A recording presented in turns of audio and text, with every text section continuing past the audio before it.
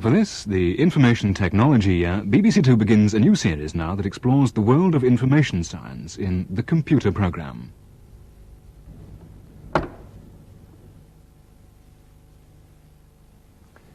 You may have noticed, 1982 is Information Technology Year. There's a Minister of Information Technology, and the government is even spending a great deal of money on publicising it. But what is information technology? All it really means is the world of computers. But why have they suddenly become so important, and what should we, as non-computer experts, know about them? Well, that's exactly what I shall be finding out during this series. One thing I know already, don't expect the computer revolution to happen tomorrow. It's happening now.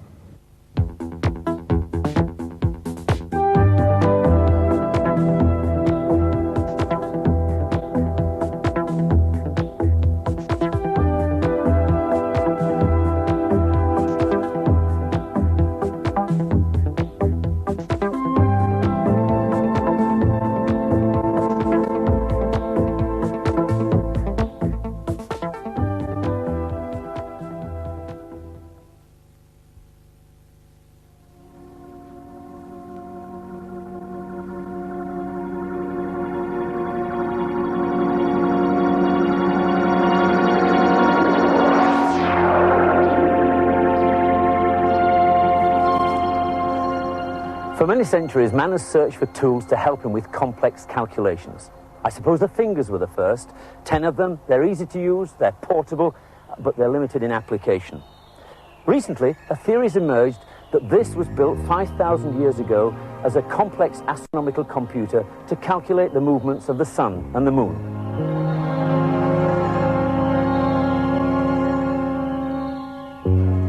It sounds hard to accept, but if this really was a computer, I thought it'd be interesting to compare it with one of the early large-scale computers that were around in the 50s. There's many similarities. Firstly, very few people understood how they worked. At Stonehenge, you had to be a member of a hierarchical priesthood, and it took several years before you learnt its secrets. On the early computers, you had to have a degree in mathematics before you were even allowed through the computer room door. At the time Stonehenge was built, the society was mainly agricultural. Forecasting the seasons was vital. From the position of the rising sun in relation to these stones, the approach of spring and winter could be forecast. But if you wanted to reprogram Stonehenge to base the calendar on lunar cycles instead, the stones would have to be moved. It didn't take much less effort to reprogram those old, unreliable 50s computers, and within 10 years, they were replaced. Stonehenge lasted 1,200 years, but eventually it too became redundant. This morning, we can see the sun, but the climate changed, and no longer was it visible on enough days to justify its existence. So it was abandoned and left to what it is today, a mysterious but rather magnificent pile of old stones. It was obviously important for a farming community to predict the seasons, but forecasting the weather was quite another matter. The trouble with the stones was their inflexibility. A modern computer can be used for a wide variety of applications, some of them extremely complex. For example, a prediction of weather patterns for the whole globe up to 10 days ahead can be produced in just 4 hours. The European Weather Centre has one of the fastest and most powerful computers in the world. Its capacity for work is colossal. These metal megaliths have within them the power to collect weather information from all over the world of temperature, pressure, humidity, and so on, and process them at the rate of 50 million instructions per second. And then with a great primordial burp, out comes the weather for the next 10 days. Now, just to put that in some sort of perspective, if I were to do the same calculation, single-handed, even with the aid of a perfectly ordinary pocket calculator like that, I would need to have started well before Stonehenge was even thought of. Or to put it another way, if I gave the job to the entire population of China to share, the chances are they could do the job in 4 hours. But then, at the end of it, the chances are I wouldn't be able to collect the information even if I could speak Chinese. Now, this here is the center of this colossal machine. This is the Cray. And you get the feeling in the presence of a mighty machine like that, that somewhere around the corner there lurks a high priest in white robes who's about to make some ritualistic sacrifice to appease the beast. But one of the purposes of this television series is to demystify computers. And so we can say, for instance, that a personal computer like that, which puts computer power within the reach of everybody's pockets, is highly advertised, is quite capable of doing the same sort of job, has the same function inside, more or less in principle, as that does. The only difference is that it does it slower. So if we wanted to use microcomputers to do the same job as that, we'd need about 1 million of them. And in fact, there are over 100 different makes of small computer now on sale in Britain. You can't have failed to notice the ads in the papers for them. Look at this one. Familiar faces make them seem the answer to the businessman's problems. And you don't need a degree in electronic wizardry to use them, it says. And this supplement has no less than 5 ads for them. And they're all of them clearly directed at the family. Look at that. Give your child an unfair advantage at school. And there are many specialist computer magazines on the newsstands. Again, full of very tasty adverts. Inside a day, you'll be talking to it like a new friend, it says. And now they're even starting to appear in their own TV commercials. Outer space! But that's just the beginning! Beat the computer with the numbers game! Or even compose a symphony! There's over 36 different cartridges! And when you've mastered them... And even when you leave the house, you can't get away from them. There are shops in the high street where you can buy a pet, an apple, an acorn, a tangerine, even a new brain. In fact, computers suddenly seem to be everywhere. I bet there's hardly a pub in the country which doesn't have a couple of computers in the lounge bar.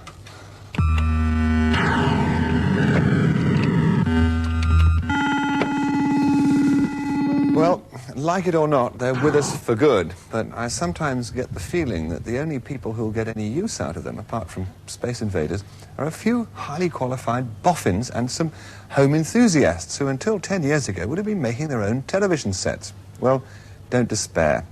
This series will show that the computer is within the reach of anybody, including me. And the man who'll be ably helping us with the task is Ian McNaught-Davis. Mac, you've been working with computers since Stonehenge was built, I think, haven't you? I thought you were going to come out with that remark about it being the first silicon chip. Is that what Stonehenge is? Just about, yes. Well, I did program those early valve machines, which had several interesting characteristics. First, they were extremely expensive to buy. They were horrendously expensive to run. You needed a resident maintenance engineer just to keep the things going. And they were very slow compared with modern computers. Just to give you an idea, it's a lovely analogy, but it turns out that the Volkswagen Beetle went into production at about the same time as the first large computer was made. And if that had improved in price performance as much as the computers had, then you would have had a Beetle today doing 600 miles an hour, 30,000 miles to the gallon. It would have lasted 10,000 years without a service, and it would have cost you 50p, so you'd have had a disposable motor car. And in comparison with those early valve machines, that watch, which has got 4 games on it and tells the time, probably has as much logic in it as those very early old-fashioned valve machines. What's the secret of it? How has it happened? Well, strangely enough, it's this, silicon. That's what sand is made out of. It's what the silicon chip is made out of. And unlike oil, we're not going to run out of it. Every country's got some of it, and it's extremely cheap. For example, the power of this machine here, which is a fairly sizable mini-computer, mainframe computer, one day will be on a chip. You'll get the same power out of a chip as you have in this mainframe computer. Amazing. And that will happen in a very few years' time. Right. Well, even before that day comes, computers are still doing some pretty staggering jobs, many of which we take for granted and which would simply not be possible without computer power. They range from the obviously worthwhile to the downright sinister.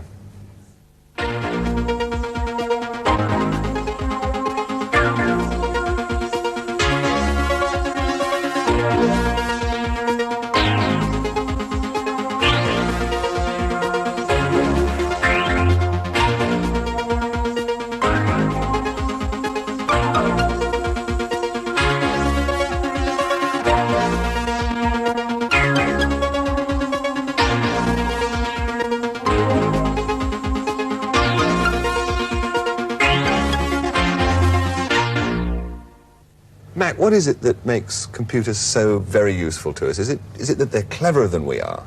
Now, they're quite stupid in many ways, but in certain ways they are very clever. They can handle a vast amount of information, and they can handle it very rapidly. And what's more, they can keep on doing it without making any mistakes, night after night after day after night and so on, which we can't obviously do. Right.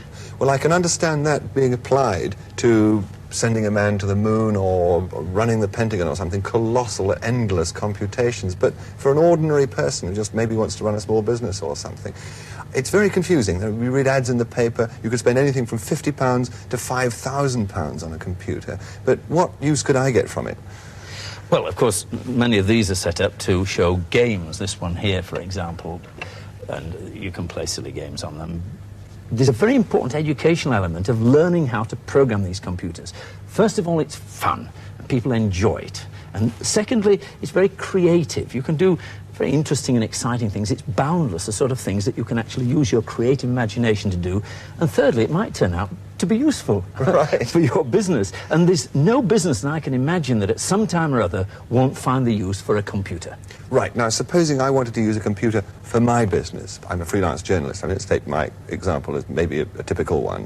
What gear do I need? Because there's a terrifically wide range of choice. Well, of course, you need the computer with a keyboard, yes. Something like this. You need a video screen. You need a straightforward cassette recorder to store your programs on as much as anything. Right. Obviously, you need a printer here for printing out your letters. And if this was a bit slow, the cassette recorder is a bit slow, you can buy yourself a disk unit, which is a lot faster, and that stores it on a disk instead of on the ordinary magnetic cassette. And that's the equipment you need. Right. Well, business, as Max said, and particularly small business, is the fastest growing area to which personal or microcomputers are being applied. Now, our reporter, Jill Neville, has been finding out just how small some of those businesses are.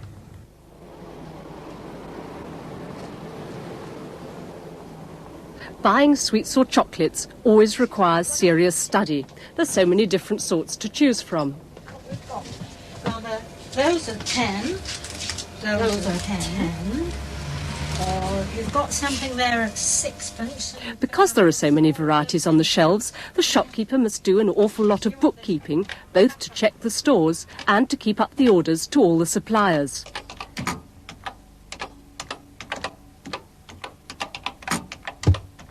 In addition, Phyllis Arundel wanted to know more frequently than her accountant could tell her precise financial position. She'd seen microcomputers advertised and decided that she too must have one. But not all sweet shop owners have a computer. Once you actually had the computer here and you had that keyboard and the blank screen facing you, weren't you rather apprehensive? You knew what to do already, did you? Well, I mean, it looked like a typewriter, didn't it? And I could operate a typewriter, and I was fascinated by the little bits that came up on the screen in front of me, and having a printer and able to press another button, and it came out on the print at the side. It was great fun.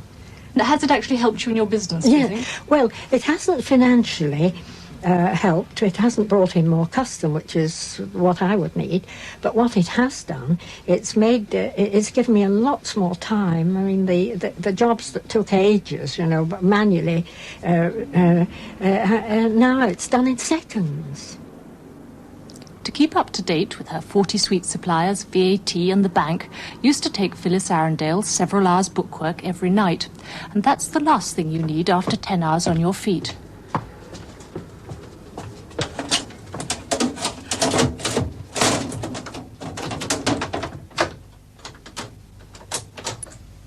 Now, at the end of each day, it's simply a matter of checking the day's takings and entering them and the invoices into the computer.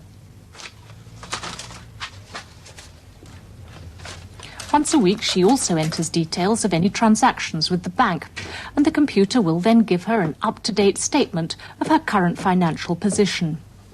Right, shall I do next? This first. Because she'd found it so useful, Phyllis thought that a computer might help other people with small businesses. So, a year ago, she started up a computer service to take over their paperwork, allowing them to get on with their jobs. Do you think, the computer side of your business ever taking over from the chocolates? I hope so. Yes, it'd be great fun, because at the present time, the chocolate, this business is sort of going down because we've got a new bypass and it's affected trade. And in any case, I find that more exciting. I find the computer business much more exciting.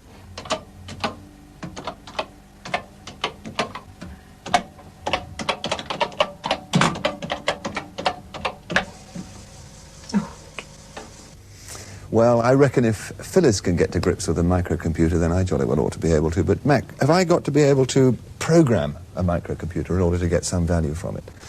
Not necessarily. You can buy a magazine, for example, and get program listings. I love this one with the bug-eyed monster and the lights coming out of its eyes. And in here, they publish all manner of different sorts of programs, and they list them out for you. And what do? You type all that into the computer? You type it all in without one mistake, and one mistake will ensure that it will never work. Right, well, that's pretty laborious business, isn't it? Well, you can buy it, of course, on a cassette. Yeah. Just an ordinary household cassette like this. That's just a perfectly ordinary domestic cassette. And Yes. Presumably that's the same in principle as the proper big computer has, like James Bond films, has big tapes rolling backwards and forwards. It's the same sort of thing.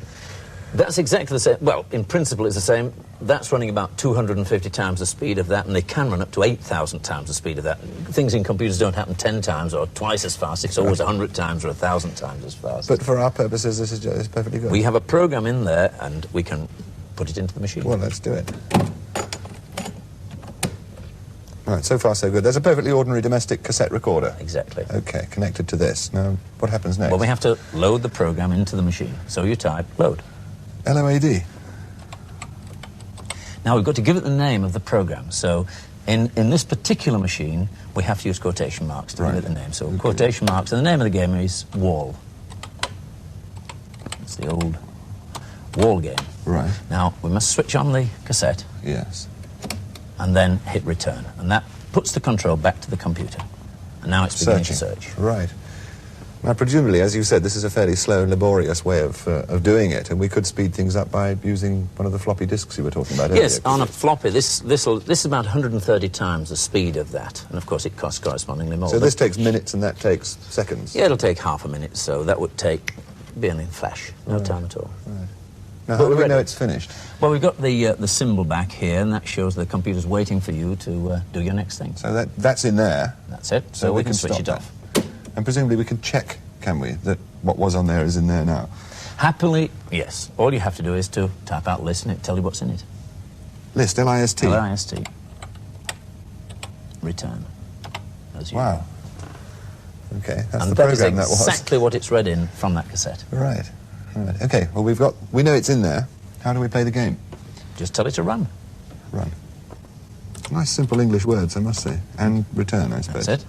And you should be in the game. It works. Right. War game. Moves the bat. Left with the Z key, right with the X key. Try to knock all the bricks out with the ball. Bricks to the further back score more points. You're allowed 3 balls. Large or small bat. Well, I'll have an L bat. As a beginner. Press any key to serve. Right. Nice multicoloured game, that. I see. Yes, right. I think I get the picture. I hope you're better at tennis than you are at this. It's so simple to play. Okay, well, obviously it's not just for playing games. They're terrific fun, but there must be more to it than that. I really hate to see computers just used for playing games. To my mind, it's kind of degrading when they could be used for much more serious purposes. And of course, there are millions of uses for them, many of which we're going to look at in this series. For example, you can actually use this to communicate with much larger scale computers through telephone networks. You can use it to communicate with other people who own micros, and you could use it to communicate with databases. Yeah. And that's what I'm going to show you right now. All right. And we're going to access a database, and we do this by typing star Prestel. So it's star Prestel. Prestel. We're now dialing Prestel automatically through the ordinary telephone lines, and we can access enormous databases, everything from the current share price to weather forecasts and so on. And key something or other to continue. That's the old hash up there, which is a shift and a hash. Called hash, is it? Wonderful. What would you like to do? Well, we thought about this before the programme started, and I've decided I want to fly to Paris. One ticket. Oh, what a shame. Well, there we go, travel. And number 2. Okay. 2. And Presto. Presto, I've never heard of that airline, but I'll take a chance. Oh, we don't want to book a real ticket on one of the others. I see. No. We're going to Paris, so presumably I Put 1 in there, and if One that's from where the the little hash. flashing thing is, that's where it's going to come. All right, 1 And a hash. and a hash. Economy, 1 hash. Here's the hang of this. Date of travel, the 11th of January. That's 11:01. Oh, Just like that. yep, that's it.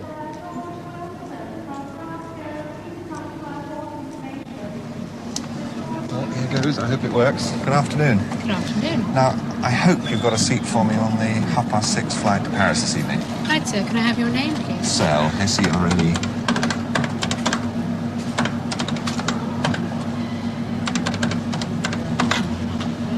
Yes, sir. The BA316 at 18:30. How would you like to pay?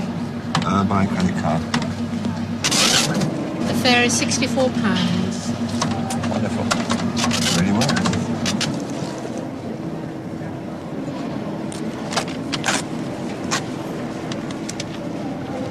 This flight is now boarding at gate 25. Well, obviously Heathrow is computer land. And planes now fly with so many passengers over such colossal distances at such enormous speeds. Airlines depend now completely on computers, because the only way they can sell tickets reasonably cheaply is by having full planes. And the other luxury of this colossal computer network is that I can cancel at any time I feel like it, right up till 5 minutes before the flight closes. And anybody else in the country or in the world can have the same seat on the same plane.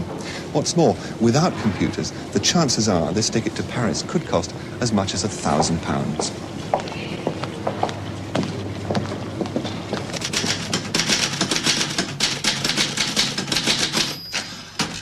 But before we get carried away with enthusiasm for these miracles of technology, perhaps we should consider a more objective view. Author and journalist Rex Malik has been observing and writing about the computer world for more than 20 years. And where does he think it's leading us?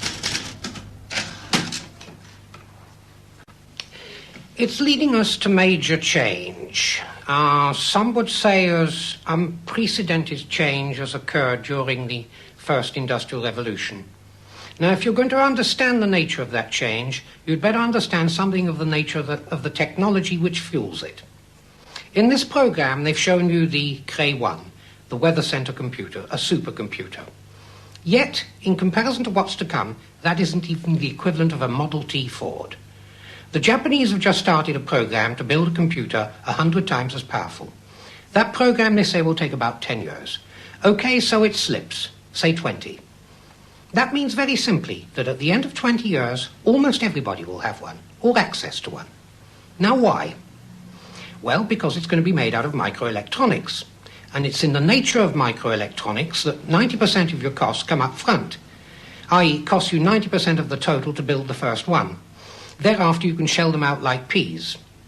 So everybody has one. That means that a 15-year-old at school today, by the time he's 35 to 45, is going to have almost unbelievable brain and memory power added to aid him in his work. And there's another question. What people are going to use it for? Well, in fact, you're going to find that most of the time that computer's going to sit there idle. It's going to be parked just like the cars parked at the curb. Sometimes it'll go to top speed, but very seldom. Now, the question now becomes, it's not that do computers have social consequences? It is, what are the social consequences of computers? What are the issues that are raised? And remember, we're talking about a computer of 100 times the most powerful computer on the planet, and yet it's essentially built out of the very same technology that Chris booked his holiday on.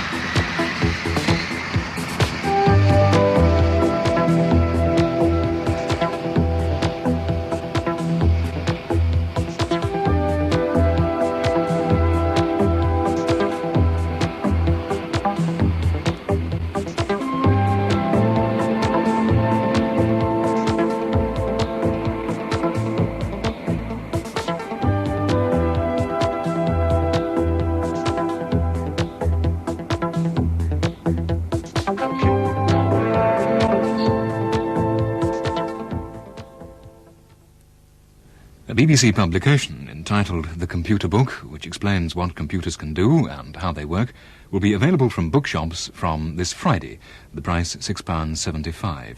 And for details of the materials and equipment available, including the BBC microcomputer system and the linked NEC correspondence course in programming, please send a stamped addressed envelope at least 12 inches by 9 inches to Broadcasting Support Services, P.O. Box 7, London W3 6XJ.